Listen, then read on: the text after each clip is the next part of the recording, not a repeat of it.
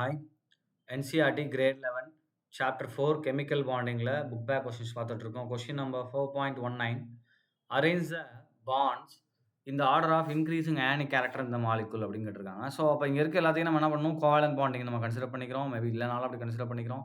So அப்போ Kovalan bonding இங்கே நமக்கு அதிகமாக இருக்குது.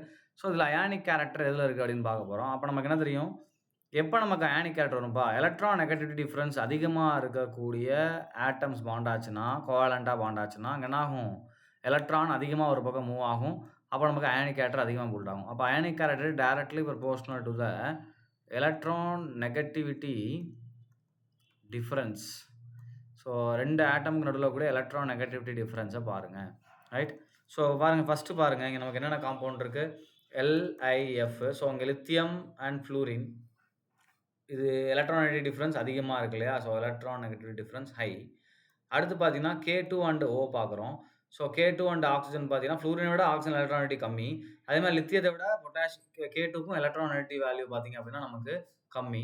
அப்போ இதுக்கு ரெண்டுக்கு நடுவில் இருக்க டிஃப்ரென்ஸ் நமக்கு எப்படி இருக்கும், அகைன் லோ தான். ஸோ இது ஹை லோ.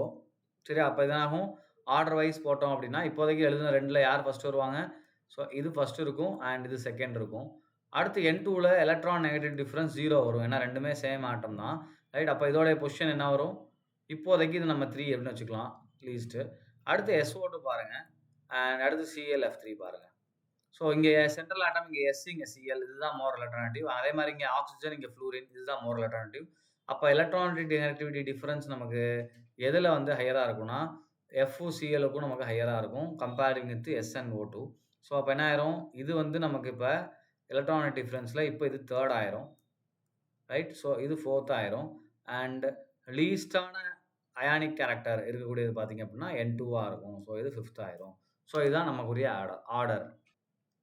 ஸோ இப்போ இந்த ஆர்டர் நம்ம எடுத்து எழுதலாம். இப்போ என்ன கேட்டிருக்காங்க, இந்த order of increasing ionic character கேட்டிருக்காங்க. அப்போ இருக்கிற அயானிக் கேரக்டர் யார் கம்மி, N2க்கு தான் கம்மி. ஸோ அதுக்கப்புறம் யார் வர்றாங்க நமக்கு, SO2, அதுக்கப்புறம் ClF3. ரைட். ஸோ நெக்ஸ்ட்டு பார்த்தீங்க அப்படின்னா K2O, அதுக்கப்புறம் LiF. இருக்கலே அயானிக் கேரக்டர் LiF தான் அதிகமாக இருக்கும்.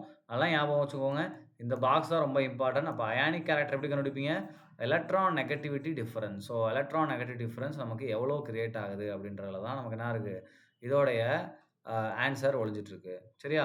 ஸோ அப்போ இங்கே எலக்ட்ரான் நெகட்டிவ் வேல்யூ 0 ஞாபகம் வச்சுக்கோங்க, ரெண்டுமே சேம் ஆட்டம். அப்போ என்ன ஆயிரும், நமக்கு 0 ஆயிரும். அப்போ இதுதான் லீஸ்ட் இருக்கிறதுலையே. ரைட். இங்கே ஃப்ளூரின் இஸ் மோர் எலக்ட்ரானிட்டிவ் அண்ட் இது ஒரு மெட்டல், லீஸ்ட் எலக்ட்ரானிட்டிவ்.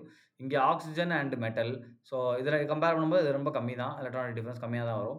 ரைட். ஸோ நம்ம என்ன பண்ணுறோம், இந்த மாதிரி வச்சு நம்ம ஒரு அரேஞ்ச்மெண்ட்டாக கொடுத்துட்றோம். ஸோ இதுதான் இதுக்குரிய ஆன்சர். தேங்க்யூ.